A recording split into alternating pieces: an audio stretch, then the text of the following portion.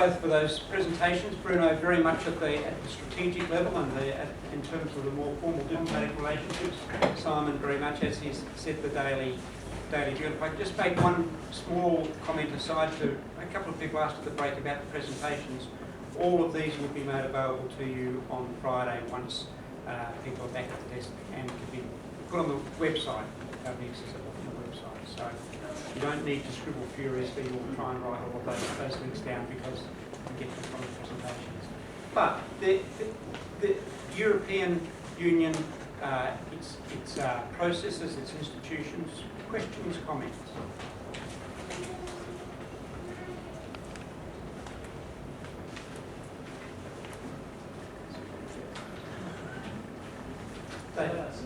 Bruno to respond about you mentioned the trust between the Euro and Australia. How's it feeling in terms of the environmental policies that are being issued in that place? It seems like Europe is much more proactive and perhaps better aggressive of late in terms of the environmental policy. I wouldn't generalise the point. I think the cooperation on environmental policy is actually quite good. There are policy areas within the environment policy where Australia is extremely advanced. I think for conservation, nature conservation policy is traditionally something that Australia is very I stand up. Yes, it's easier than for. So nature conservation is something which is it's quite strong also in the Australian culture because you're so proud of your land, the animals. The fight against illegal logging is an area where we're just now working extremely close. On whaling, we have very similar views now. Also, confronting them with our Japanese friends. On climate change, there has been a change with the current government, which is no surprise. And for us, the starting point is for each government in the world to choose which climate policy tools to apply. Now, the current government has made all along clear that it stands by the commitments of reducing CO2 emissions at 5% for 2020. And now they have changed policy direction in a way that they don't use the carbon market to achieve this, something we do, and where we're actually negotiating with the previous government to link our carbon market. So they do something else. They call it direct action. We're probably just about to find out what it actually is. Energy efficiency, is it kind of reducing by paying money out? But our starting point there is, well, let's see what carbon markets is not our only tool either. So let's see where we can work together there. I think on energy efficiency there is quite a lot still to be done here. Housing insulation, where kind of the Europeans have a lot of experience just being on a continent which is much colder than Australia. So I don't think there is a kind of a general drift away. It's rather sector specific, and the new government has in the area of climate change just a rather different approach to the old one. So we're getting accustomed to this. We have now in March, coming up, end of March, a high-level dialogue with the Australians on environmental policy. So this is going on. This is continuing to go on, but well, with a slight change of emphasis. So I think there is. To summarize, where we would start raising questions would be when the Australian government moves away from the implementation of the commitments they're undertaking internationally. This is something we are quite sensitive about because we're a rules-based organization. So if you commit internationally to something, then you should stick to it. But so far, the commitment has been upheld, and the environment minister as well as the PM stuck to that line. So there's, for us, just another basis for cooperation. Yeah, I have one. It's more an administration question. With an organisation, as you describe it, it's quite hierarchical, I think, for the sake of it. So how do you avoid that? I don't know if the term is still used in groupthink, where people are very reluctant to talk against decisions that are being made. Yeah, I think it's there is a sort of European way of thinking and Brussels jargonistic way of thinking, and I do notice that there are some people tend to think in terms of standard paradigms. When we're coming up with proposals for legislation, yes, we do tend to think in terms of the same old approaches. There is that element. It means you don't tend to get anything that's mold breaking coming out of Brussels. But is that necessarily bad? It's not really meant to be an organisation that comes up with anything radically different or wrong. It's to be the actual expression. I think, unfortunately, I think there's some French teachers in the room. It's to be a bon père de famille, so someone who's a good father of the family, to make sure that the ship is kept steady and that we advance. So I think you're right. It does happen, and there is a common mindset. It's reinforced by a little bit of the jargon and the terms that are used. So that could be. I should have gone into some more examples of that, perhaps. Just even linguistically, it tends to bind us together. The Euro techno jargon that we use inside Brussels tends to make you think along the same kind of standard lines. I should have mentioned that all of what we were doing there, the listing about discussions, inter-service groups, etc., we're doing it in French and English, or occasionally German, working languages. So there is a need for some linguistic flexibility. But yeah, we do tend to think along similar lines. One way of breaking out of that, just I think is important. I mentioned the agencies. It's recognised that those who are thinking the policy wrongs, for the right word, those who think strategically about policy, and those who then execute and deliver, may not necessarily be the same people, and they may not be done best in the same organisation. As a result, that in the last 7 or 8 years, starting with our own Directorate General, we've hived off a lot of the executive tasks into a kind of operational end, an executive agency as we call it, and they do the work. They often initiate calls for tender, receive grant proposals, spend the money, and leave the Directorate General to do the strategic thinking. So by separating the roles, we hopefully don't get too stuck. We maybe get a better quality end result. So that's the combined answer I'll give you. I've got a question. It might be a bit left field, but with the propping up or the spending, I don't know what the correct term is, but the spending of European money on like the poorer regions and the poorer countries to bring them up to speed, does the EU ever get like accused of socialism? You know, like the Americans always go on about, oh no, you can't, Obamacare kind of thing, like they go, oh, it's the end of the world, it's communism, but do the EU ever get kind of accused of, like, some like right-wingers in the EU kind of go, oh, why are we propping up Poland for? Does that ever happen? It's striking to see the difference between the European discourse, the American and the Australian on this. Europeans actually have some hands-on experience with what socialism is on its soil. So this kind of tends to limit the kind of will to stick that label too easily on anything that is vaguely related to a welfare state. On the other hand, the intervention of a state into your private life is something across Europe which is rather accepted. The state is not just there to guarantee your freedoms, but to look after the weak, which is a very, now you're talking very broad concepts, but is in the European history maybe of the last 200 years something quite firmly rooted. Maybe with the exception of Britain, but it's only in the discourse where they're different. The social intervention there is also going quite far. So I think the discussions you have is of fairness, unfairness, you redistributing money, is it good to kind of invest in an agricultural sector which is only worth 2% of your GDP and you're paying huge amounts of money for, which turned out to be overproduction.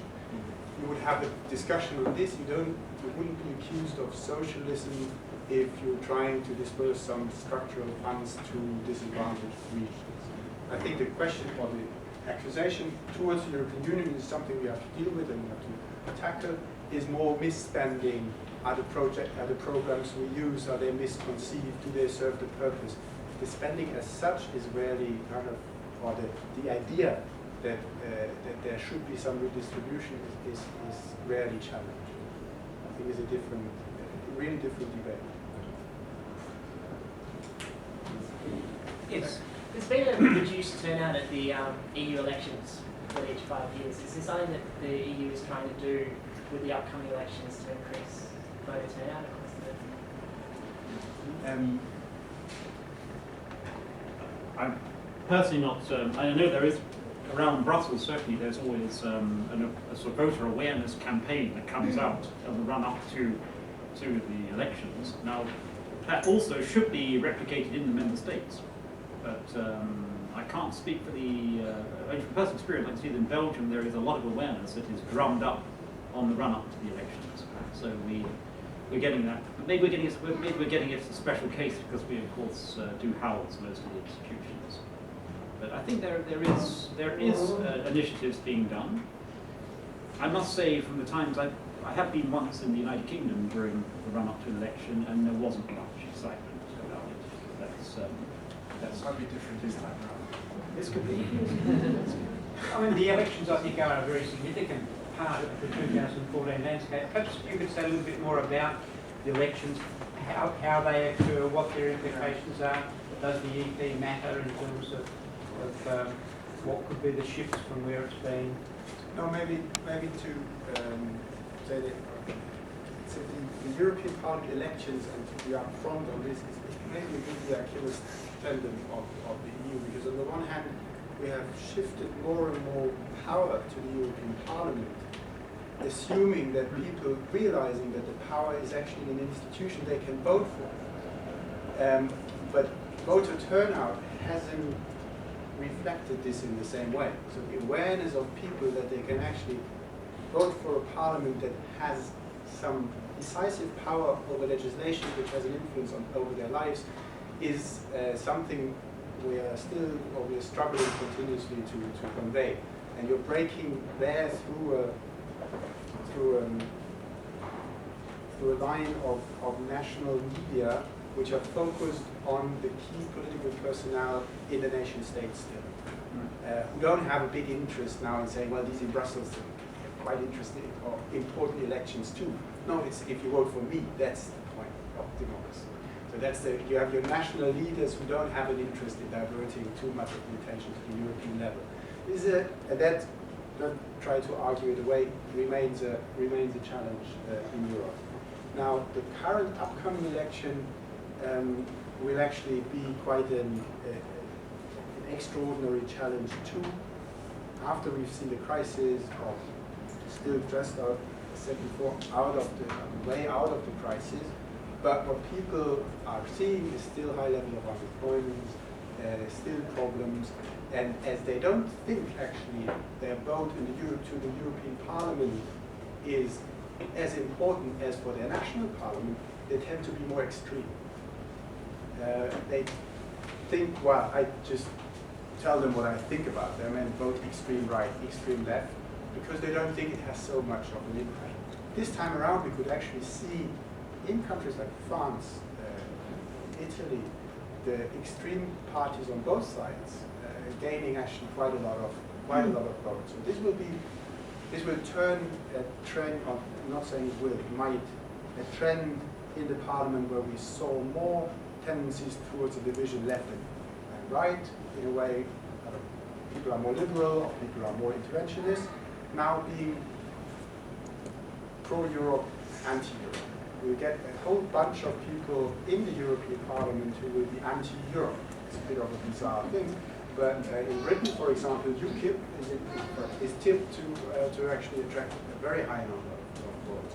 So this will be a new challenge, an increased challenge for this new campaign. I think everybody who's running these elections is quite aware of that, and we'll see that unfolding in the next couple of months. It's too early to predict, but is a risk that has been clearly identified.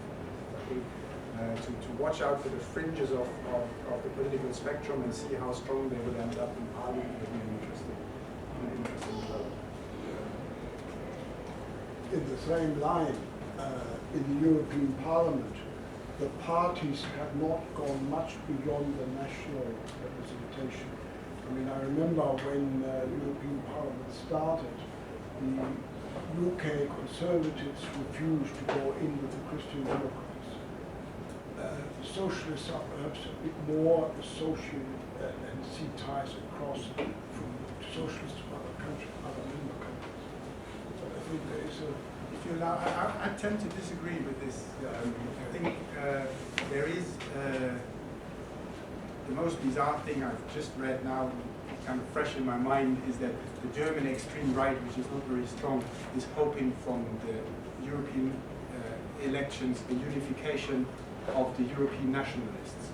This sounded to me the most bizarre of all the rationales, but you see where I'm getting at. There has been, and I think only the British Conservatives have been an example where they broke away from the Christian Democrats lines, but in the majority of cases the party families in the parliament, and there are also studies on voting behavior in the parliament, which are actually quite interesting empirical studies, show more voting behavior along party lines across the countries rather than across nationalities.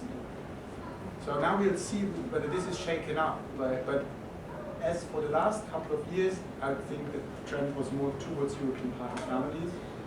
The Greens have even founded the European Green Party, so even going further than the Socialists. But as I said, we might see some different trends emerging out of this image. Other questions? Sorry, I had just an interesting story that Bruno actually mentioned at the start of the introduction. I just wonder whether you could expand upon it. Where you talked about your local region, was it that it had felt the impact after war, and its identity or nature had changed? I think you said 4 times. Is that right? Do you mind just expanding upon that? Just I found it a really interesting sort of story, and possibly a great way in for my classes. Yeah, they call us the rucksack Germans, because we find ourselves, every time there's a war, we find ourselves on a different side of this, of the story. And if you go back to the last 150 years, you would have the Franco-German War in 1870, where we went back actually to Germany, the World War I, after which we went under the League of Nations mandate. In the 20th century, the Saarlanders, if I can call them, we are a mixed bunch, there's no ethnicity, I can assure you, have been asked 3 times whether they would want to belong to Germany, to France, or an international mandate. 3 times, even under the Third Reich, they said they want to be German, so more kind of feeling of belongingness than a sameness, I would say. It's a place where kind of a lot of economic interests used to lie. It's a place where there was a lot of iron ore and heavy industry. So for some time, this was quite an attractive place to have at least the power over. And so we ended up also in funny constellations with belonging economically to France while politically being independent. And it's a tiny place of 1 million people.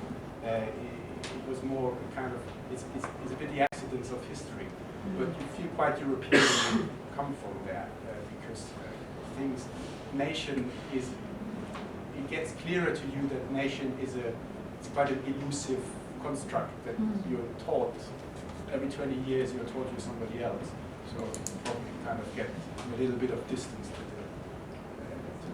idea. Ben, and then, sorry. I would just say very quickly and add on to that in the teaching about the nature of borders. I mean, a lot of the early European leaders came from the borderlands as well, the sort of the so-called founding fathers. So, that might also be another way to sort of put faces to some of those ideas that Bruno has spoken about. Or maybe just another illustration. I speak my own dialect, which is a German dialect.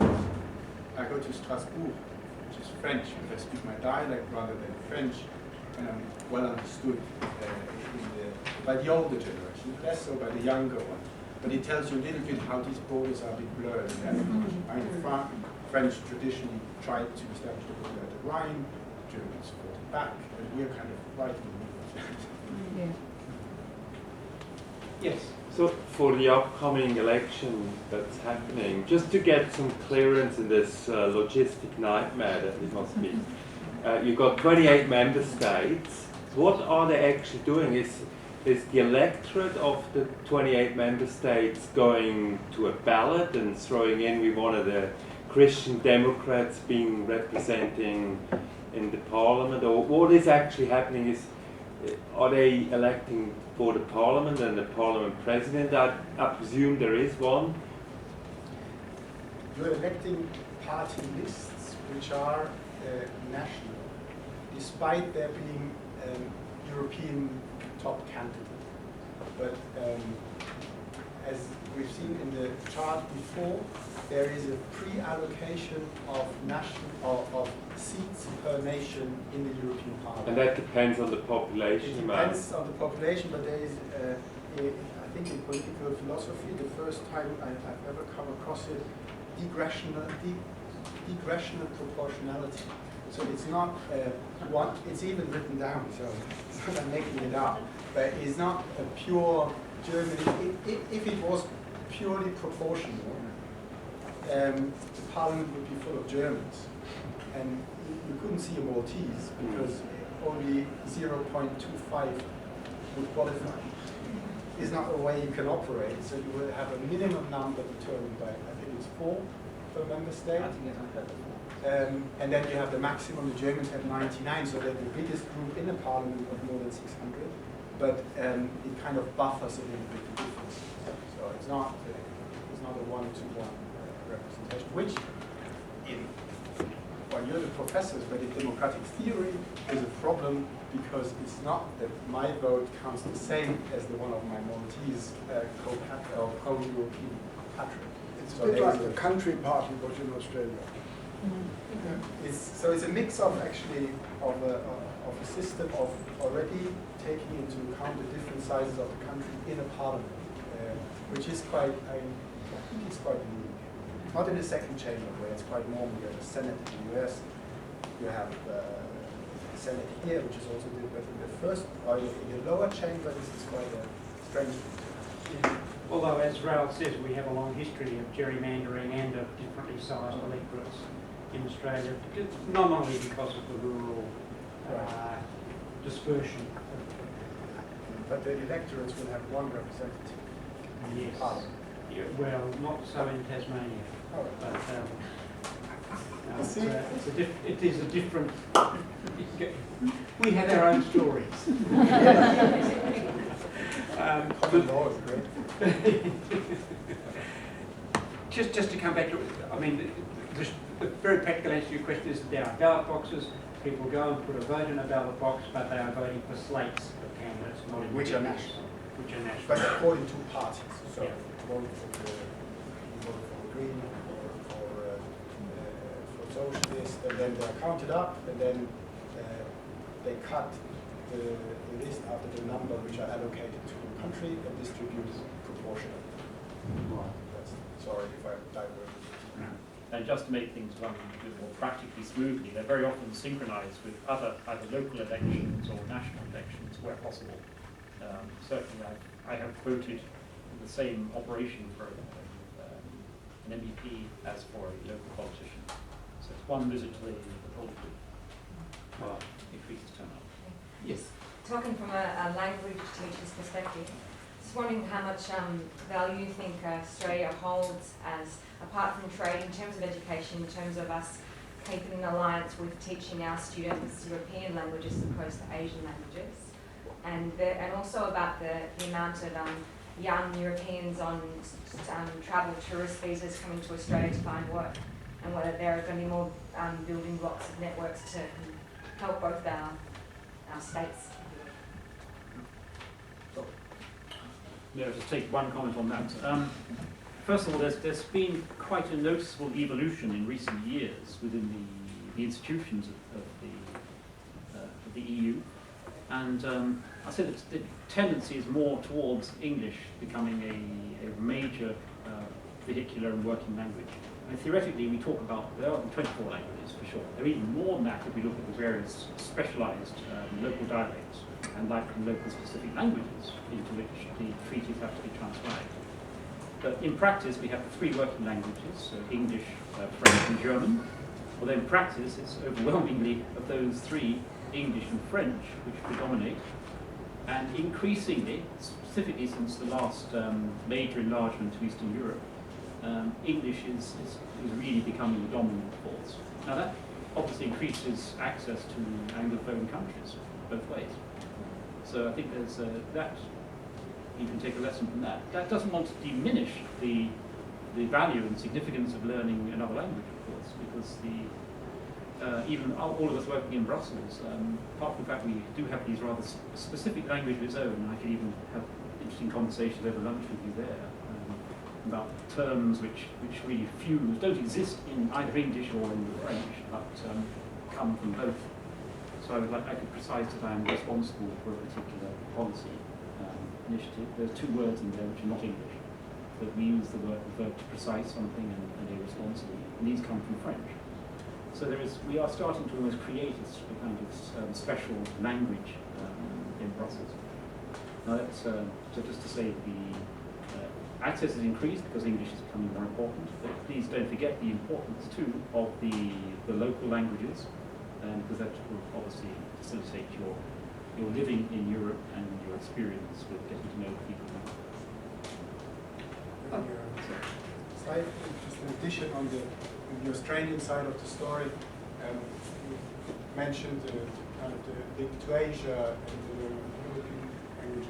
What I found in the first month I've been here now, the predominance of Asia in the discourse, while on the identity side of people, it's predominantly European or even more British.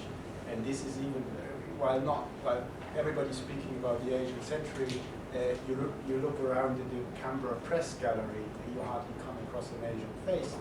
And in terms of values, I just mentioned Christmas before, it's not your particularly Asianness that makes you eat big chunks of ham on the 24th of December in the middle of your summer.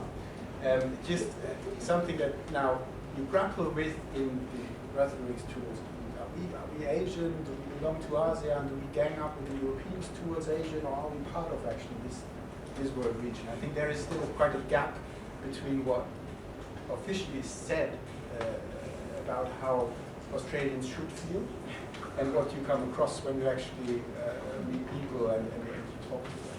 So I think in the language learning side, just to make the last point, I think there now the encouragement is of course strongly towards Asia. The Colombo Plan being the signature initiative of this new government and pushing back kind of learning of French or German. I'm not really sure how much it's taught. I mean, I'd certainly underscore the point you're both making about multiple languages, and particularly, Simon, the way you put it about it, working with colleagues. So in my experience, it's not dissimilar to what you're saying about nationality, your experience and how your experience leads you to be reflective about the notion of nation. All of us here, I'm sure, have some experience of just how different languages forces you to be a bit more reflective about what we perceive in the nature of the world. So at the very least, we'd be arguing for multiple languages because of that insight and broadening of perception. I would hope. I would be anyway. I saw one or two more hands, perhaps before we finish. One or two more questions? Well, not a question, just a comment. Watching SBS News and Al Jazeera News, there's a lot of examples of people who learn another language and move to another country to work, which helps them to travel, find jobs, because their own country can't offer what they're looking for. And I'm just struck for that as being a sort of another feather in your cap, giving you a wider view, broader qualifications, more open outlook perhaps. And even the big Pilbara mining areas of having votes, ads on TV with pictures of French engineers, well, they've only advertised French, mostly women, driving trucks when they have drivers, some of them aren't, and in working with great engineers as on the site there. And they say they could do it because they learnt English, they could get a job here, their qualifications were recognised. So it's a lot more movability, because to me, moving around is great. And I think that just adds to it if you have another language, at least one. Thank you. I'd just like to underscore that. I think that is a very important point, and it's something I can go into detail on in famous Erasmus Plus. Remember it? That is our new flagship program in education. One of the things that's changed in the new version is the recognition precisely that when you have mobility, which is always a key part of the program, mobility without the competence in a local language is a big compromise. So the amount of funding and energy being put into giving preparatory language courses to students in particular who are seeking, say, an Erasmus mobility is now being increased. So it's a recognition of exactly what you're saying. So if students have got some language already, they're sort of got a foot in the door, perhaps. They do, for sure, obviously, because we're not, I think you can't, this expression, you can't fatten the pig on market day. You've got to do some preparatory work. But of course, there are intensive courses will be funded to enable the student to properly benefit from their Erasmus experience. On that note, thank you to Simon. We might break for lunch. Thank you very much indeed to both our colleagues who are from the EU.